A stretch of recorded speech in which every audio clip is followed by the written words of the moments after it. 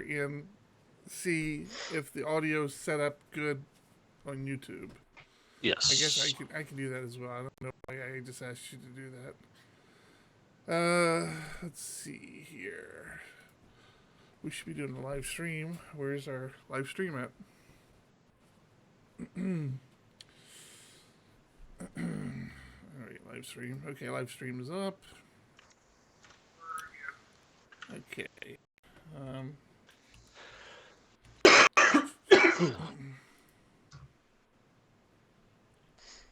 John, can I get a check from you? You may. Check, check, 1 2 1 2.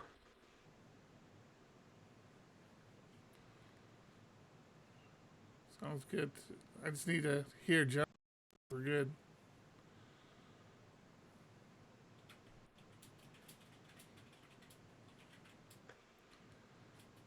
I'm gonna try to mute when I'm not talking, so just so you guys know.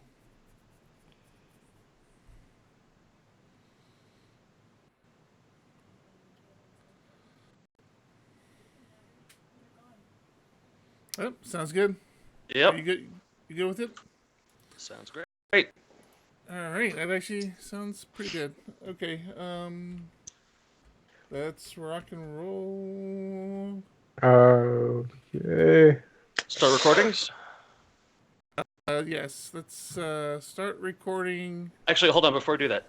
Are you hardwired? Is your laptop hardwired? Yeah, yep, hardwired. Yep, everything's hardwired. Oh, let me turn off Dropbox, so. Now that you mention it. Let me pause Dropbox. Let me kill Docker.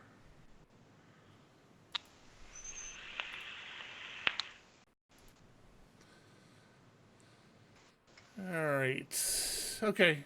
Dropbox is paused. Docker's killed. Okay. Start recording. 3, 2, 1. Clap check. 3, 2, 1.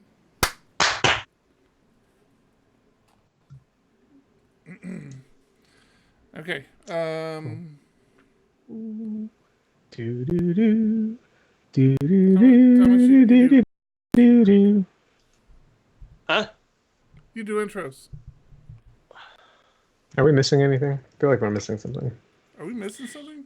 Yeah, that we're 1 recording? hour of setup time we normally have. We're Oh, yeah. streaming. You're listening to episode 168 of PHP Ugly. I'm one of the hosts, John Congdon. With me, as always, Eric Van Johnson Hello, everybody. and Tom Rideout. Hello. Guten Tag. Guten Tag. I should have changed that intro probably a little bit, but you know, it was off the cuff. You know, Could have been.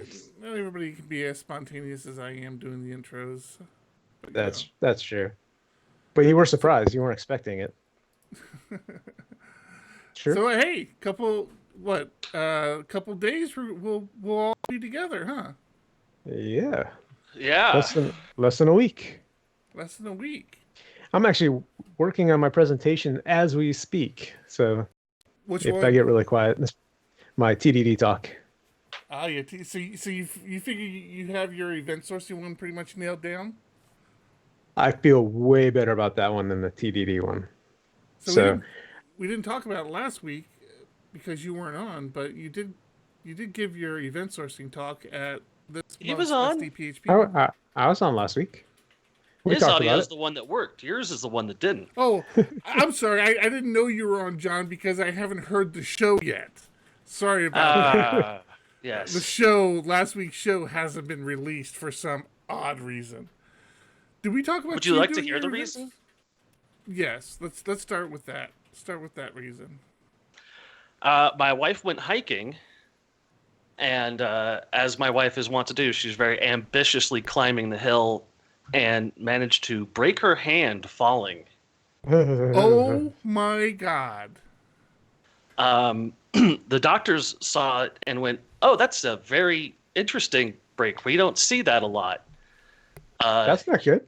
Here's the phone number for the surgeon, and that's where you're going to go consult next. So, over the last week, She's obviously in pain at this point. Yeah, well, not right now. Actually, she got a shot that kills the nerve in her entire right arm, her dominant arm, by the way.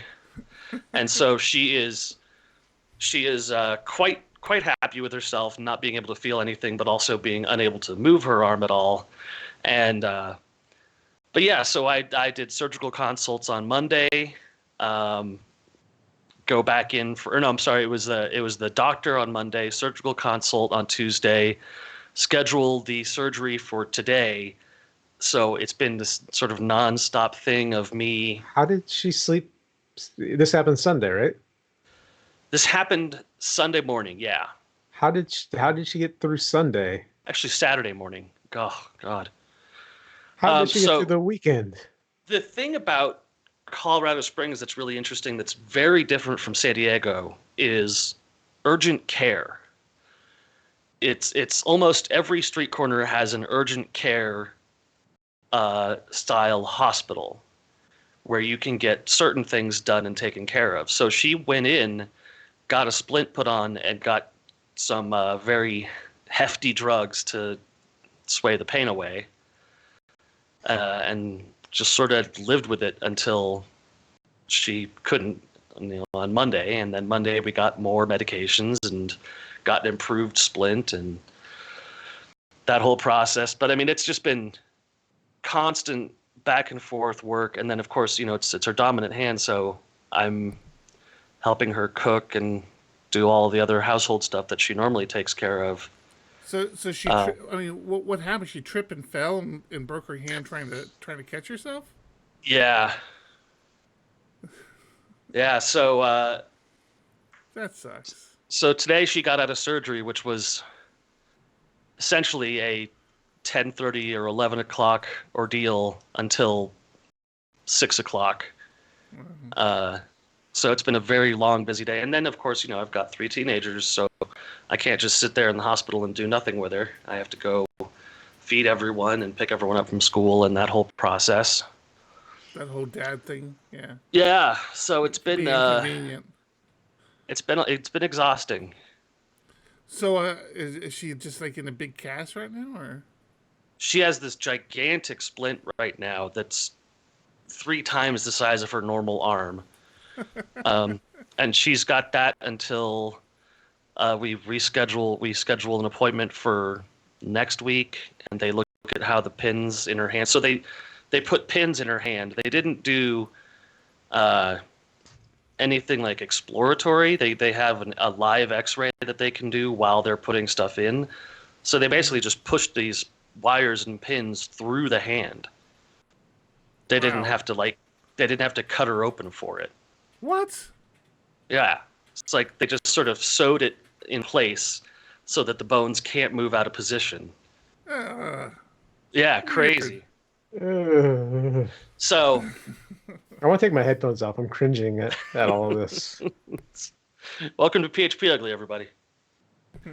So that's kept me busy. So then I sat down, fully planning on pumping out the episode today and getting it, out by noon or 1, only to find out that Eric's audio was compressing itself and dropping anytime he was silent. Always my audio, and let's be honest, I am like rarely silent. I don't understand, but well, I can tell you that editing the second half of the podcast is going much faster because you're talking a lot.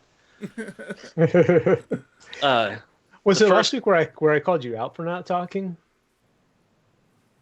I don't know yet. For me I'll not have talking? Yeah, there was an episode recently where you stayed very quiet for a while, and then I was trying to drag you back into the conversation. Yeah, that doesn't sound like me. That's usually right at the end when he's tired of hearing me. He just mutes himself and takes a nap.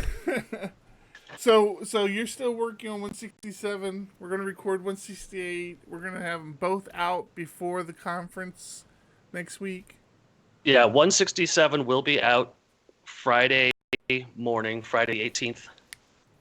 Okay. And that'll be ready to go, I promise you. All right. Excellent. So John, I don't even remember you being on last week. Did we talk about your event sourcing talk? Yeah. Yes, because it went really well. Yeah, I think I was complaining about my TDD talk and how horrible I thought that went the month before. We talked about both of them. Okay, all right, cool. So you're Yeah. working on your TDD talk now. Yeah. Where I Are you went excited? horribly wrong, You getting nervous? I'm getting there. Not a little bit nervous, but I think that's normal. Yeah. I think where I went wrong on the TDD talk at SDPHP was trying to do a live demo. So ripping that out, not even trying that, and so I'm hoping I'm gonna practice it tomorrow night. We also have some political stuff going on that day too. We were at a new venue. We're welcoming a bunch of new people. There was a lot going on for that TDD talk. Nah. Yeah. That was not the issue at all. Half the meetup tried to impeach Eric.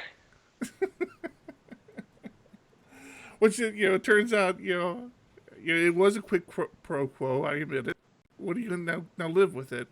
Deal with it. What are you gonna do? That's just what I do, baby. That's how user groups are ran. Okay, so speaking of user groups, I don't know if you caught wind of this. It's kind of a big deal for John and I, Thomas, but Meetup is testing a new pricing model. Have you seen testing this? a new way to lose customers? Yes, I did see this. My God. So if you don't know, if you're part of a Meetup group, if you're part of a user group, chances are they organize their meetings through Meetup. That's just kind of like been the tech thing to do. I don't think I've seen any tech meetup that doesn't organize their meetup through meetups. And you pay for that. Like organizations pay to be on Meetup. So we pay. We actually paid twice. John had an account where he had 3 meetups, and when we were running Laravel for a while there, we're running Vue.js. We actually got another account. So we pay like yearly costs to meetups. Well, Meetup decided, you know what? We don't think we're making enough money off this. Some of you guys are pulling in some pretty big numbers. So now every time somebody RSVPs for a meetup, we're going to charge them $2. So you already, as an organizer, had the ability to charge for meetups, but my assumption is not enough groups did that. So now they're like, well, I was wondering about that, John, because if you were an organization that was charging for meetups, and because you would be getting that money, now Meetup comes along and says that they're going to charge people to attend your meetup. It's like, do you just add to your cost, or do you just take your cost away? Because I know, like in New York City, I guess it's very common to pay for RSVPing at a meetup. And they do that for a couple of reasons. I mean, it's New York City, lots of people. They want to make sure people who RSVP actually show up, so there's a financial obligation. But I don't know, man. It's like if all of a sudden Meetup decided that they're going to start charging them, it's just like, seems like you call foul there or something. So my assumption is, if you're charging, say, $5 for them to attend, they're going to take 2. You're going to get 3.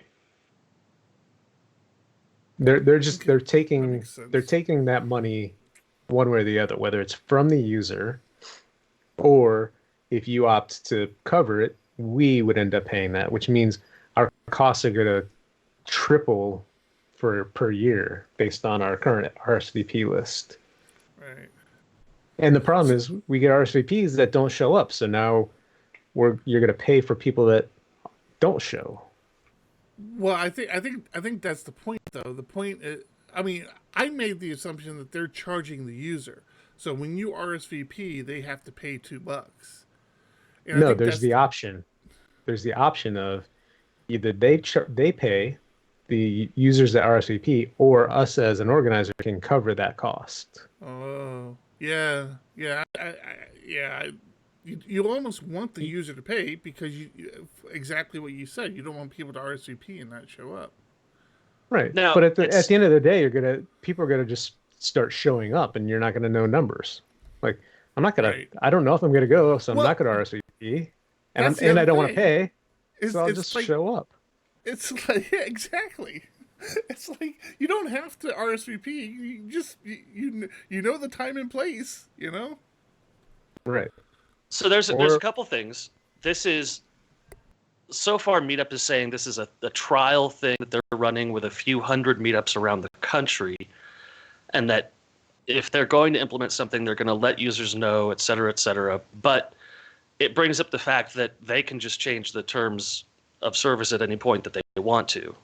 Yeah, I think that article said it was starting November 1st. That's the test that they're running with this select group of meetups. I got very confused. It sounded like it was a test, but then it sounded like November 1st it happened. So I was very confused. So they've issued a blog post that tries to clear the air about things a little bit. But my theory on this is that this is related to the problem that WeWork is facing. Are you guys aware of the WeWork acquisition of Meetup? I was saying, well, you know, WeWork owns Meetup. I was just telling John about this.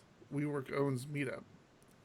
Yeah, so WeWork, which is a highly embattled company right now, they're having a ton of issues with financing and problems with CEOs and et cetera, et cetera. And I get the feeling that this is a monetization or this is a method of bumping the value proposition for Meetup, that they're going to test this out and see, hey, if we sell meetup.com, what's its worth, what's its potential worth?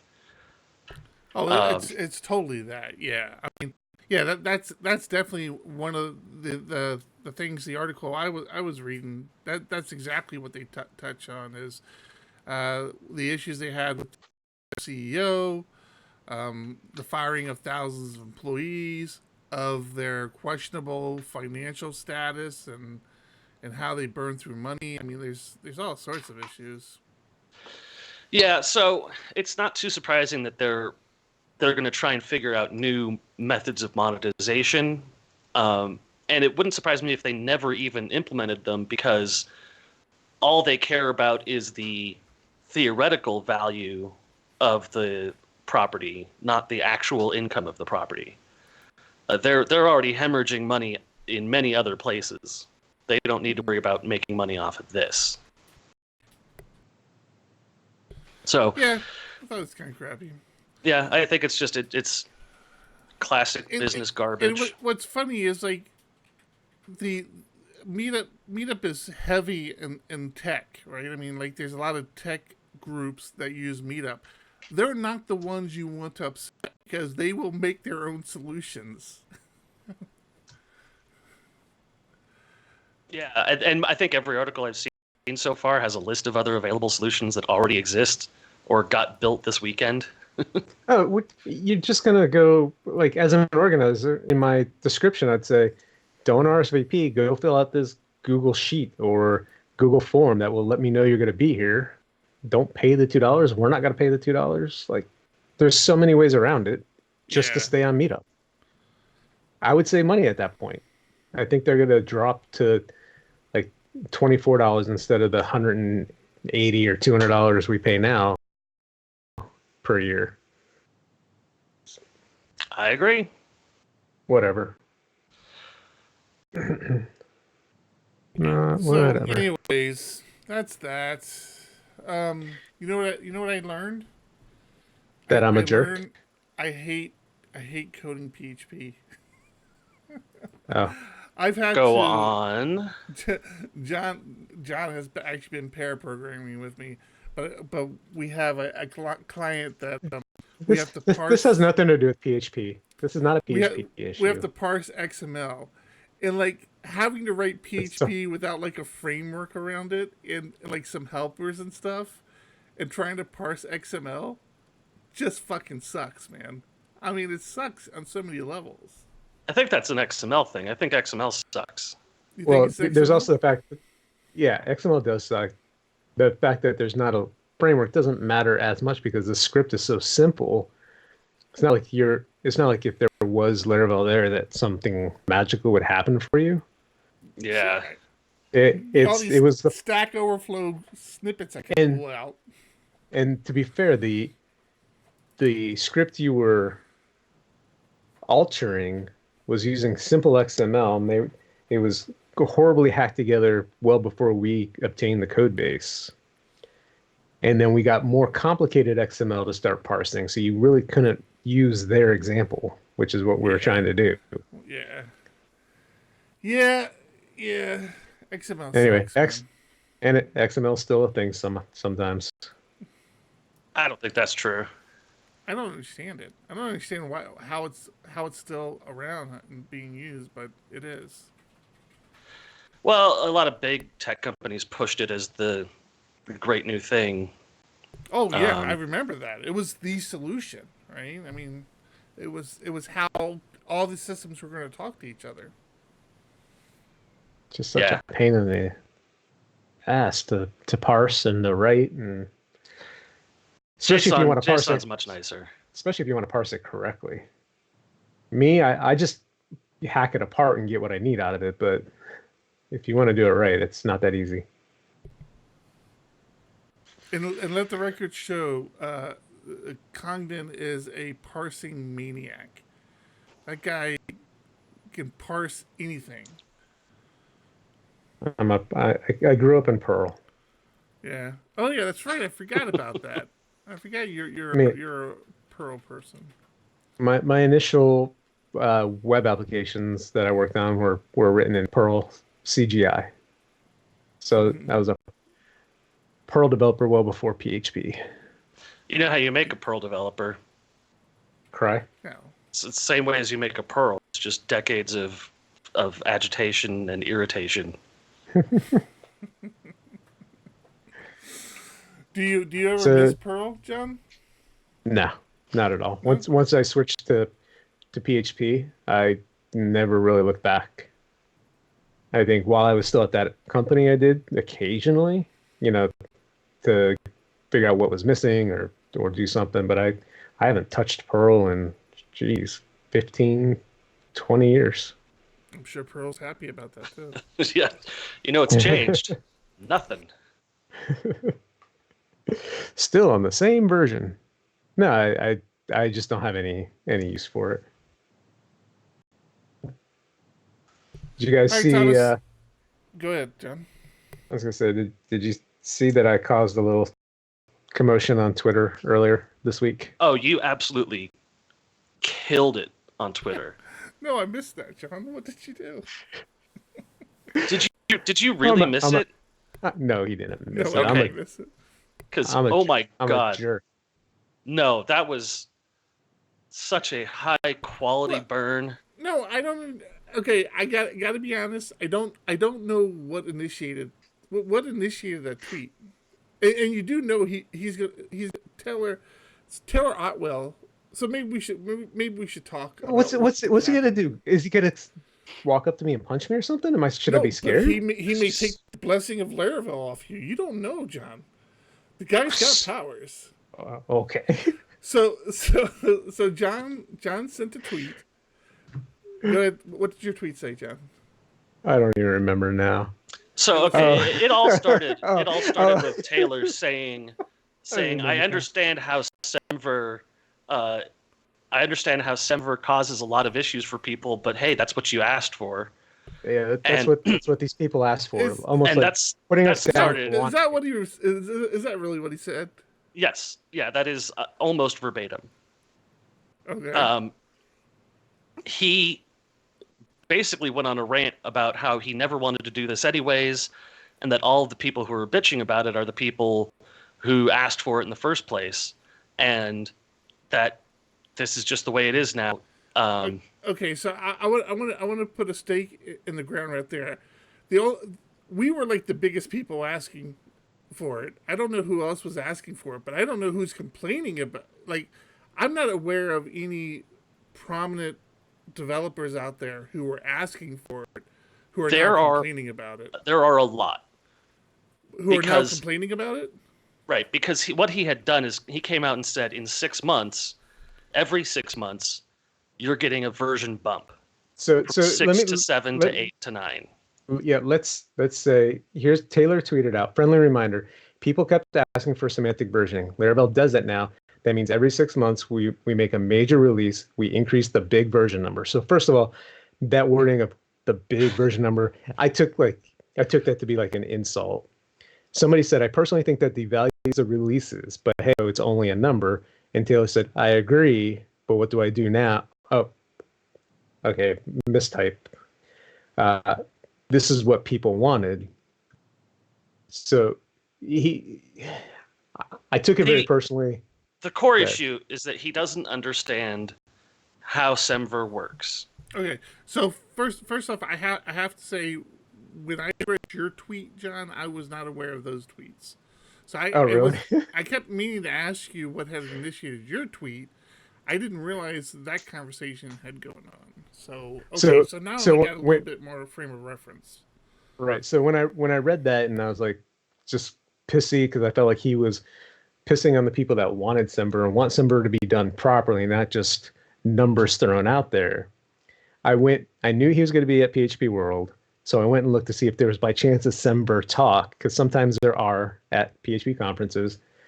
There isn't, so I said, too bad PHP World doesn't have a Semver talk that Taylor Outwell could attend this year. And then I went on to say, you don't have to do a major release, blah, blah, blah, blah. And that started the ball rolling. I did end up in the thread. I did apologize to him because I kind of jumped the gun and because he doesn't get it. He doesn't get it. That's the thing that's killing me, is that he doesn't. Come on, I've already apologized. I am not fucking apologizing. Our episode from last week, we talked about this at length about why he's doing it the wrong way and how that screws everybody. And then this week he came out to basically say, well, screw you, I'm doing it the wrong way on purpose now, which is not fucking helpful. Right. And it's a one-page. The Semver documentation is one page. And if he goes and looks a little bit at how Symfony is doing revision control on all of its component libraries and how it should be done, he would understand how it's a big thing that people wanted for that reason, not for the reason that we want him to change how he numbers things just randomly. We want him to change things so that Composer can recognize what is and isn't old, what does and doesn't work, and help everyone out. And it seems like he thinks everyone was asking for this just to be an asshole. Yeah. And I don't understand it. And your snarky remark, which is maybe he should take a fucking class on how Semver works, was replied to by him with a snarky remark, oh man, I totally didn't know how it works. Thank you so much. His snarky bullshit is getting us nowhere in the proper way to do things. And as someone who maintains packages for Laravel, his bullshit fights with people over not understanding simple things are just creating more problems for us. It's odd because I talked to him at Laracon, and at that time he very much had the attitude of, well, I'm not going to change how I'm releasing things.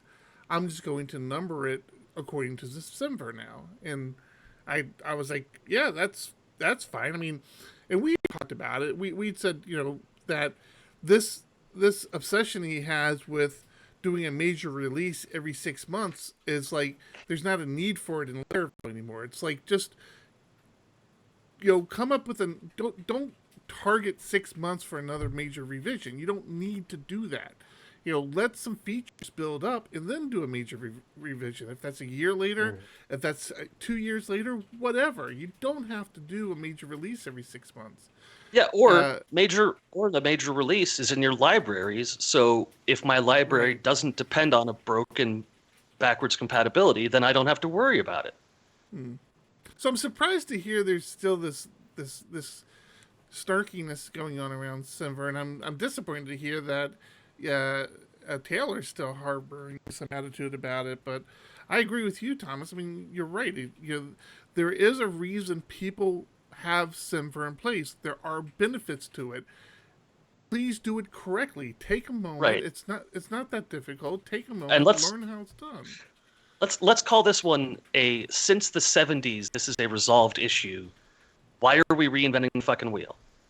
Yeah. So didn't you take all of the packages, not just the core library, but all of them to make them all 6 Right. And so if you they pull they up, don't all need to follow the same version number. if you pull up Illuminate translations on GitHub, you can see the tags, the tagged releases. And Well, see, I think that's one of the. So I think you touched on one of the concerns with the community, is everybody realized when he released 6, because he said he was just releasing 6 that it didn't really need to be released, but he wanted to get on Semver, and he thought doing a 6.0 release was just kind of a good starting point for Semver. So totally fine. When he did that, people noticed that, hey, a lot of these packages are breaking on 6 because they have Laravel dependencies of 5.8 or below, and they won't install. Well, actually, 5. They have dependencies on 5, which is the way you're right, which is the way 5. Semver should be working. Right. So Exactly. what happened was totally correct. Those packages were supposed to break because he was creating a delineating line. Right. But the concern then is, then he comes out and says, well, we're doing major releases every 6 months. Then people are like, well, all these package maintainers aren't going to keep up with you. And I think that's part of their concern, is that they're not going to keep up with their package requirements of making sure that it runs on the latest, greatest Laravel. Right. You're just going to end up with packages that say dev master and have no ability to control support backwards. If you're not gonna break backwards compatibility, there's no need to increase. But it feels like it's only being done for a marketing ploy.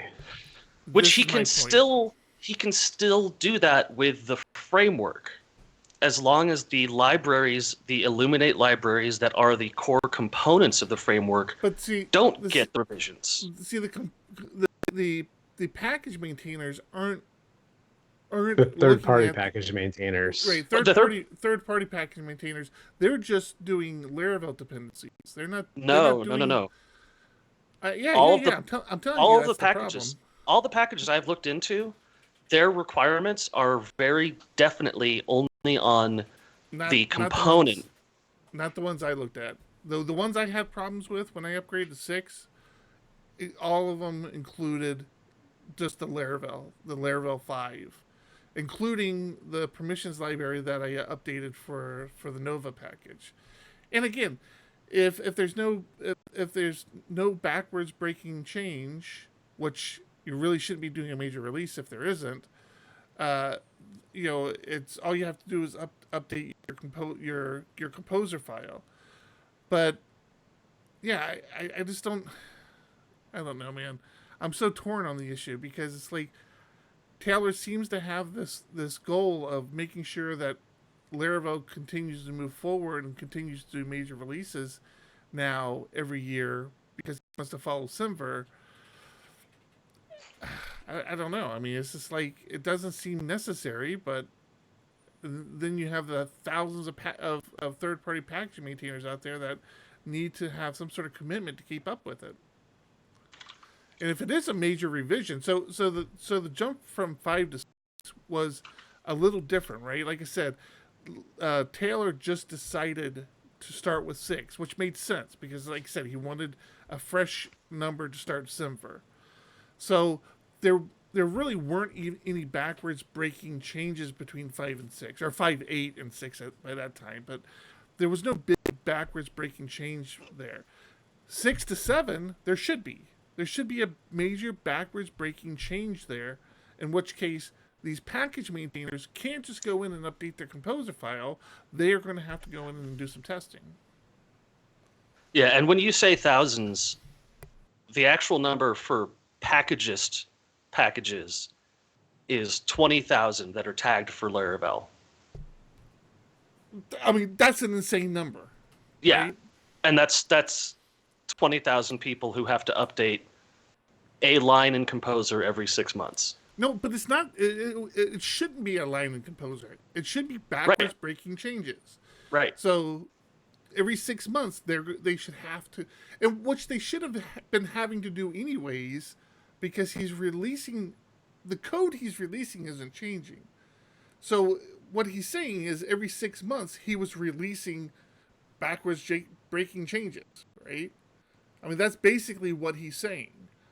He was already doing this. So those components, those maintainers, no extra work is being put on them. It's work they should have already been doing. Now that work should be simpler for them because it's very clear now that there's a backwards breaking change because the major revision has jumped. Yeah. But it doesn't always have a backwards breaking change. If you're doing it every 6 months, it doesn't mean there's going to be a BC change. But again, I mean that's not even the point for stuff like drivers, database drivers, or Scout drivers. That stuff is all dependent on Illuminate database, Illuminate support. You know, the big packages from companies that don't respond quickly are written correctly, and they're expecting Semver to be followed.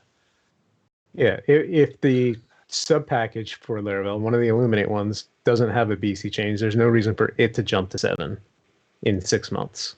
Right, and that's the way every other framework I've seen operates.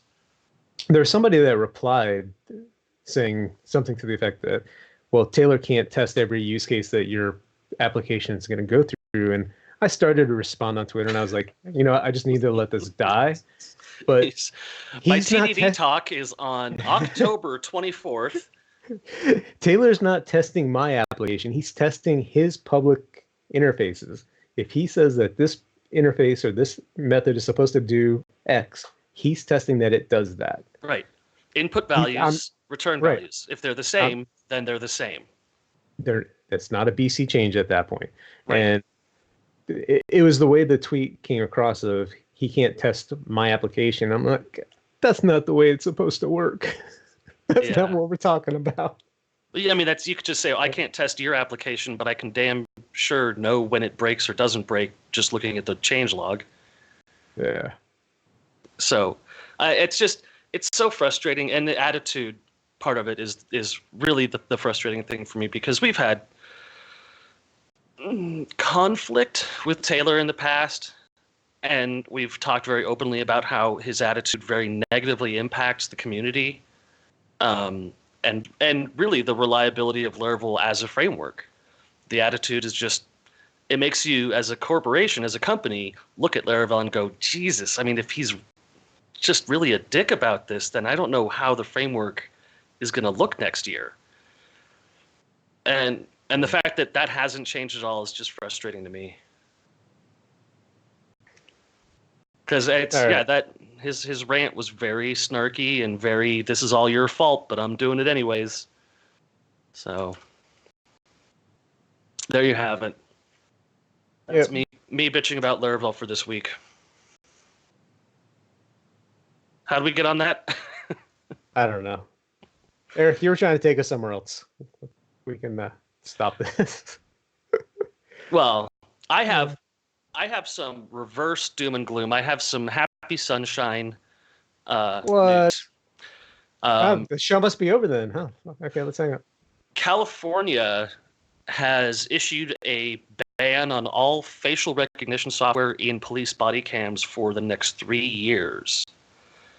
And many cities in California are starting to take the same mantle, specifically outlawing facial recognition. And I think this is a really good step forward. People are starting to pay attention to how bad facial recognition tech is and how negatively it gets used by governments. The best example of how bad it is that I heard was, imagine if instead of a 5-person lineup at a police station, there was now a 1 million-person lineup, and the failure rate on positive, or what would it be called? The false positives. The false positive rate is 1 in every 10,000. So that means that because you're in the lineup, there's now a chance that you'll get false positive for a crime you didn't commit just because of the failure rates that are inherent in the system. And would you trust to be in every single police lineup if you knew that there was a chance that every other day you would get accused of a crime and have to defend yourself from it? Yeah, I mean, I can see that argument going both ways, and it's one of those things. It's like it's hard to figure out how that system is supposed to get better if we start banning its use. I understand the freedom piece of it, but there's always the argument of, hey, if facial recognition could stop one murder, could stop one kid from being molested, wouldn't we use it? Wouldn't that make it worth it? It's tough, it's a tough call. I say the answer right there is just no. I mean, if facial recognition prevents one person's murder but sends 10 people to prison, well, nobody said. I mean, that's not what I'm saying. That's not the point. It's yeah. But and then for every negative, there's a positive, right? Sure. But outside of the inherent issues with facial recognition's, positive or negative success rates, there's also the issue of abuse by the government.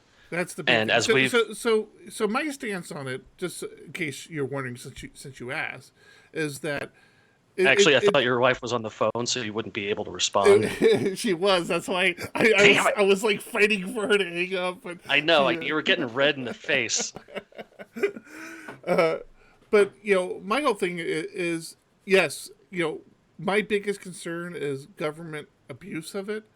But if we're going to use it, we need to be completely transparent with its use, and like outside parties need to be able to come in and confirm how law enforcement's using it, if they're using it correctly. I mean, this should become a duty of every city council out there and every public safety group out there who today they're always doing these requests for public records. You have these people out there who are always requesting public records to make sure the government's doing things correctly. That would be my only thing. That I think that this technology, as it gets better, will only get stronger, and will only get more accurate. Will only become better at what it's doing.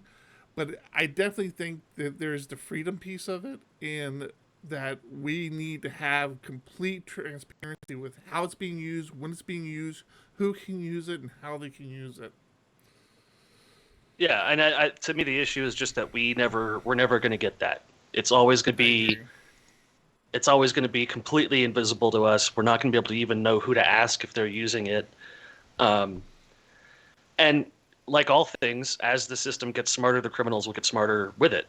Everyone in Hong Kong is wearing masks right now because they're trying to defend themselves against a totalitarian government. That's the thing, right? Yeah, I mean, it's an arms race. It'll always be an arms race. There's I've been considering wearing some facial recognition defeating makeup at PHP World. I thought that's what that beard was. No, that's very identifiable, unfortunately.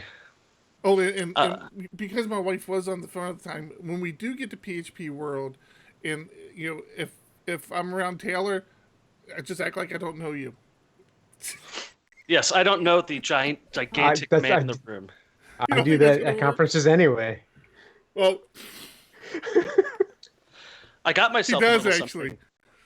He does. He's like, I got myself a little something for PHP World. Last year at PHP World, I'm sitting there eating lunch by myself at a table all alone, and John's over there with like all these people he works with. I'm like, yeah, no, don't invite me over. I'm fine. Don't worry. What do you got, Thomas? Oh, is that a Switch? Yeah, I finally caved. I ran into a little bit of extra money and bought myself a Nintendo Switch. How's this work? You can broadcast it to a television, right? How's that work? Yeah. You plug it into a docking station, and it will instantly switch over from the handheld mode to the TV mode. Oh. We might need to get a couple of those for the Plain Red. It's Right, real exactly. nice. I It's like how you really think. nice. Although, if we're going to, you need to get them quick. They have an online service now that it costs $20 a year, and you get a good number. You get a good number of Super Nintendo and Nintendo games from it, and you get Tetris 99, which is a competitive multiplayer Tetris where you play against 99 other people. I don't play video games. It's pretty I awesome. watch other people play video games. I don't play them myself. It's also got Rocket League. Mm-hmm. But I don't know what that is. Is that a video game? Yeah, it's an esports thing. Does it play well on there? Oh yeah. Yeah, it's a nice little system.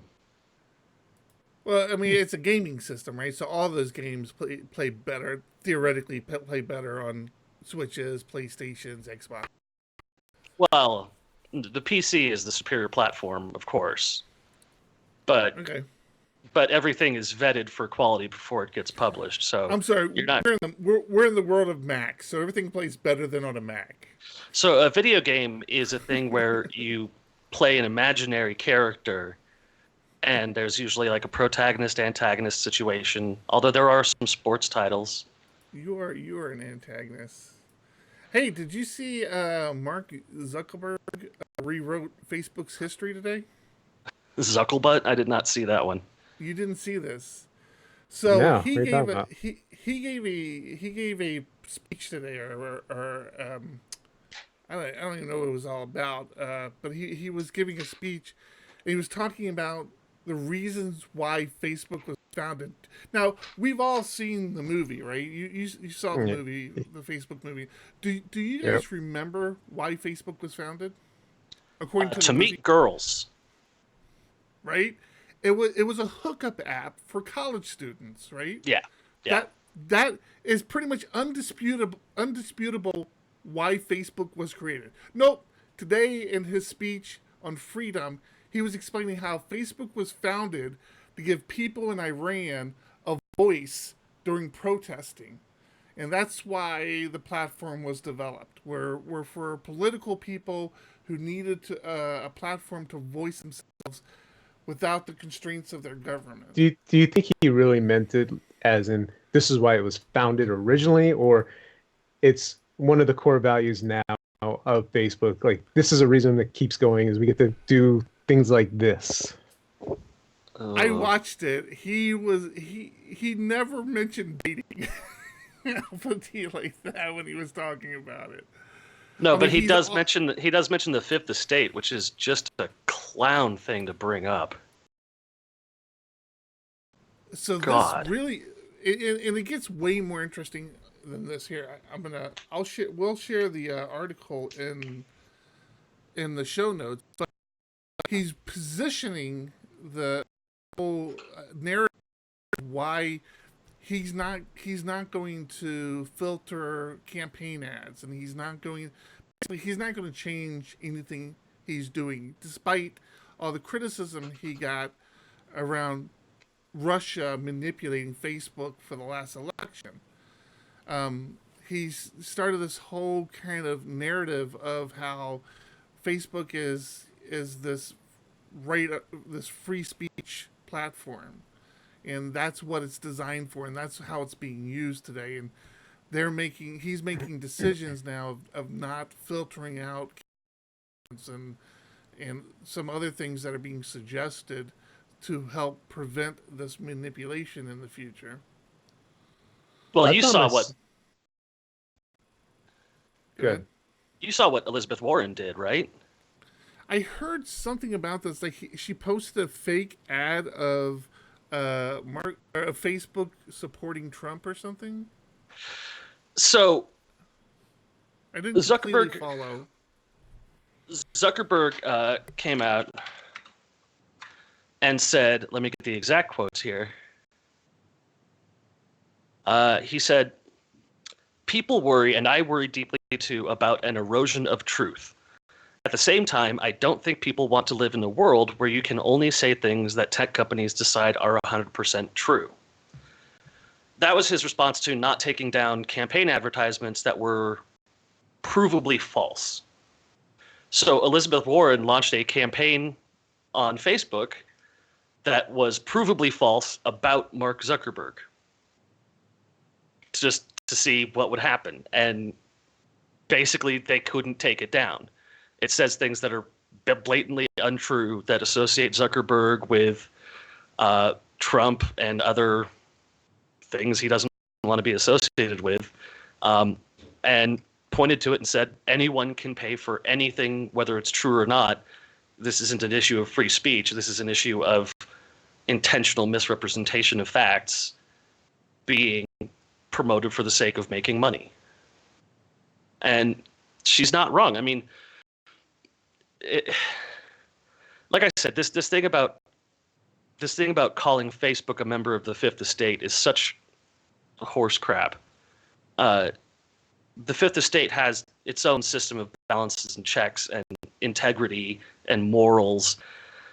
Facebook is not a part of that. Facebook is a for-profit machine that is trying to turn out as much money as possible. And Mark Zuckerberg is starting to communicate with the Republican Party because he knows that the Republican Party doesn't want to file antitrust against him, and the Democrats do. And it's just... It's such a mess of crap to defend white nationalist propaganda on your platform.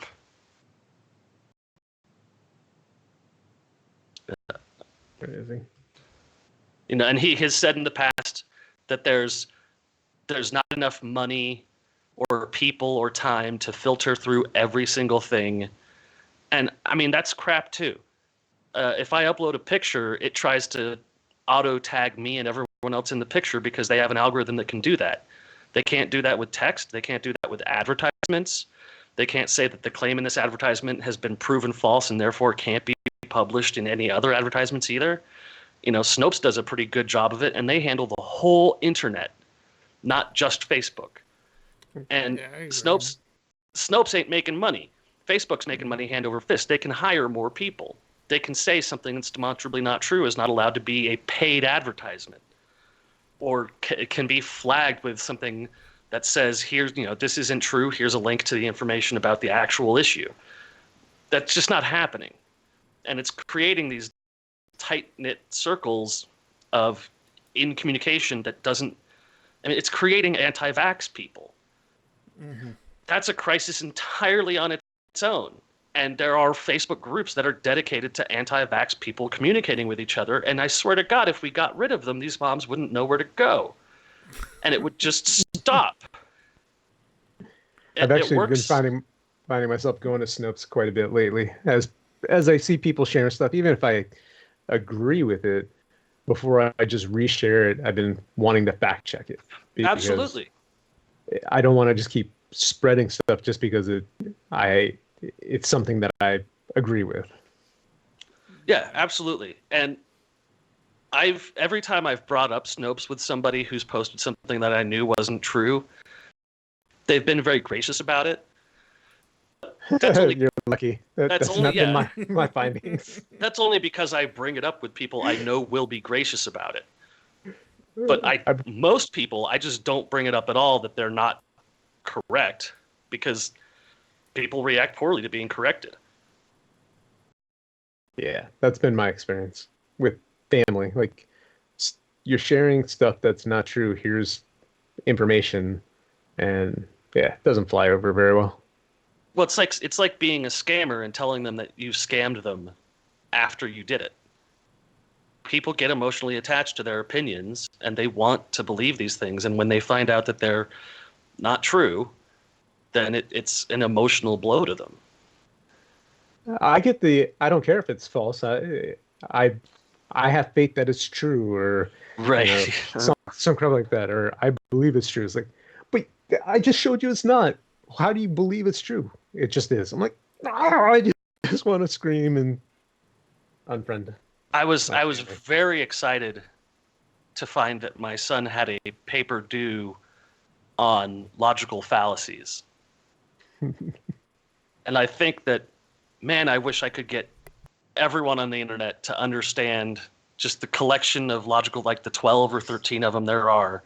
Just read them and understand why they're used in the way that they're used. Because, God, Facebook is a cesspool. Twitter's getting better, though. Twitter's just fun lately. I don't understand why is that?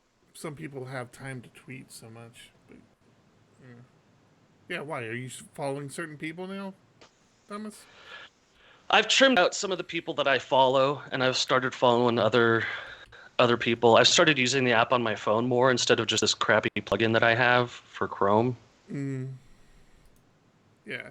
I tell you, it really makes a difference to go through your timeline and clean up who you're following. And kind of curate your list about once a year. Yeah. It's harder because I follow a lot of PHP people, and it's like I don't want to stop following them. But I definitely don't use Twitter as often as I should. I'll get on there for, a day or two out of the year in total. I found using I use TweetDeck a lot more because I can set up. Oh my God, what a mess that is! Really? Why do you say that? It's a wall of text. It is, but it allows me to set up lists. Like I have my PHP handles I follow, my Laravel handles I follow, my VIP handles that I follow that I don't want to miss. I even have a list of all the DiegoDev people who work with us at DiegoDev and our clients. I have a list where I follow their handles so that I can see what's being talked about in our very general circle. So I don't know. I find myself looking at my list more than I do my fire hose. Just like the constant stream of everything that comes in. I have a tendency to look at my PHP, Laravel, and VIP lists the most, and then sometimes I'll wander off into other areas.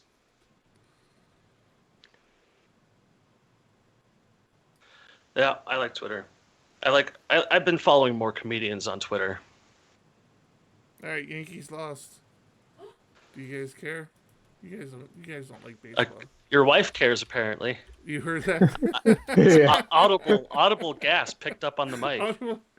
Well, it's a big deal. We're very excited that the Nationals. See, I didn't want to say anything because I don't want to jinx it. Because once the universe knows that I'm rooting for the Nationals, all shit's gonna hit the fan. But we're very excited that the Nationals are in the World Series. Not only are they in the World Series, but we're going to be in the area during the World Series, guys. I'm just going to put that out there. We're in Virginia. The Nationals are right there. But whatever. Are they playing while we're there? I think we figured out they're playing like Friday, like the day we leave is when they actually come into town. But, yeah, so Astros are up 3-1 over the Yanks, which I have to say I'm pretty surprised. I thought for sure the Yankees were going to walk all over Houston this year, but, yeah, that's a big deal. Figure out who the Well, Nationals this has been episode 168 of PHP Ugly. I'm John Congdon. Hello? I have some delightful news. Okay.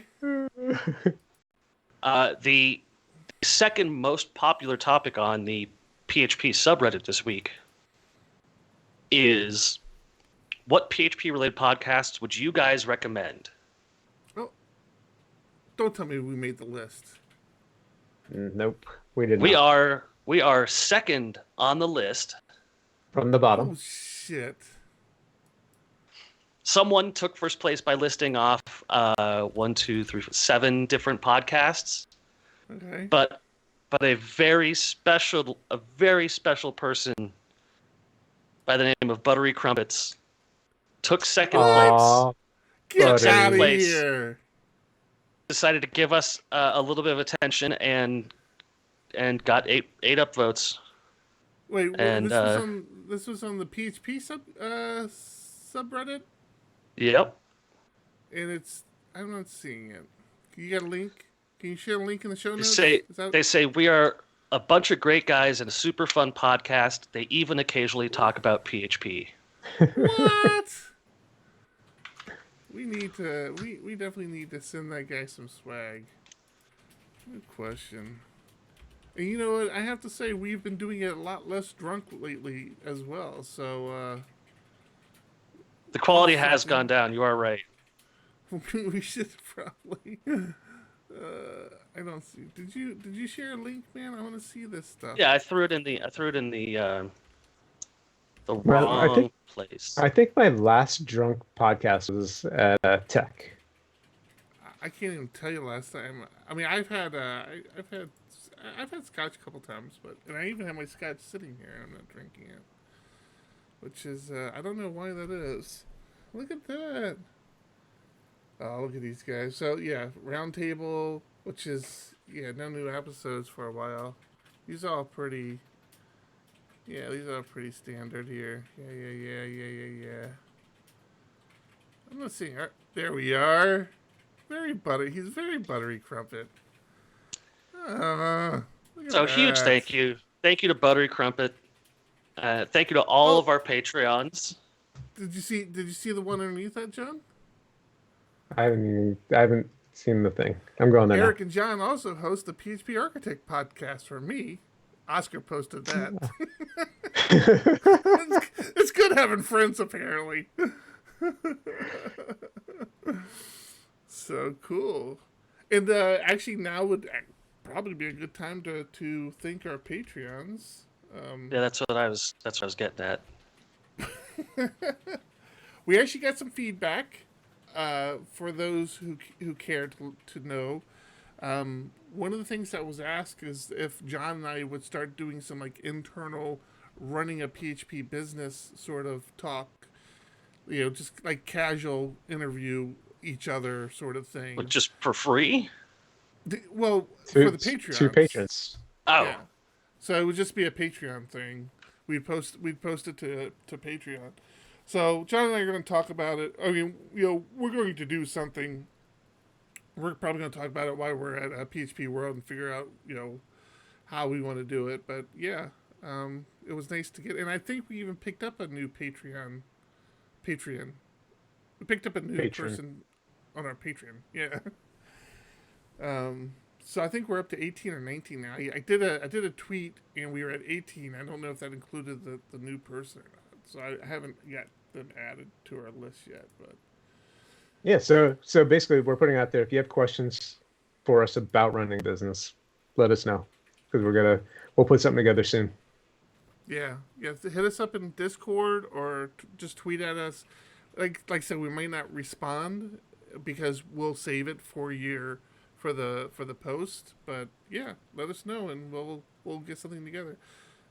What do you do if you offer someone a sweetheart deal and they use that to leverage their current employer into a raise? We'll save it for the podcast. we'll save it for the patrons. Make a note of that one. We want to bring that one up. I just tell you that person is dead to us. Damn it! All right, I think this is a good time to wrap it up. What do you guys think? Has it been an hour? I feel like it's been I an think hour. so. All right, Close enough. Should be a pretty easy one to edit. You gonna take this one, Thomas? I will take it this weekend. Yes. You're the man, brother. All right. Well, in that case, I'm looking forward to seeing you next week at PHP World. When do you fly in? Good question. The day before, Tuesday. and I believe Tuesday. I arrived there at 3-ish. Okay. I'll have to figure that out. Is Tuesday the training day? Yeah. Yes. Okay, yeah. So I fly in on the training day. Yeah. And I think I fly out. I think I fly out on Saturday. Oh, Yeah, so cool. You're. Yeah, I might get an extra some tour time. Hit the IBM I-Day. We'll see. No, that would be the NPR thing you'd be able to do. IBM iDay is on Monday. Friday. Oh, I thought NPR was on Friday. Let's check the schedule. What's our plans, Tom, John? We get in Tuesday. I want to say early afternoon, Yeah. and we fly out early Friday. Yeah, so Friday is the IBM I Day. Oh, okay. I thought that was the NPR meet and greet. Might be the same day. I'm not sure if that one's happening this year, actually. It definitely is because they mentioned it, and I've mentioned it, and we talked about it on PHP Architect.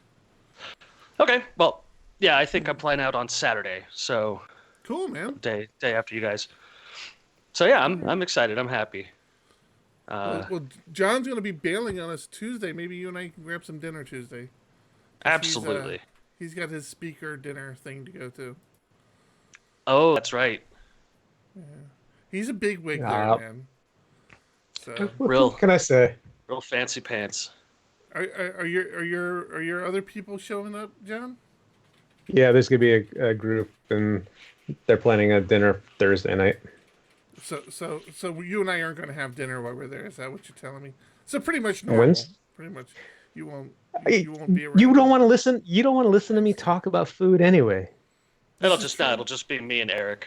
I used to love going out and eating with you. It's a different world now. We can hit up Smash Tofu.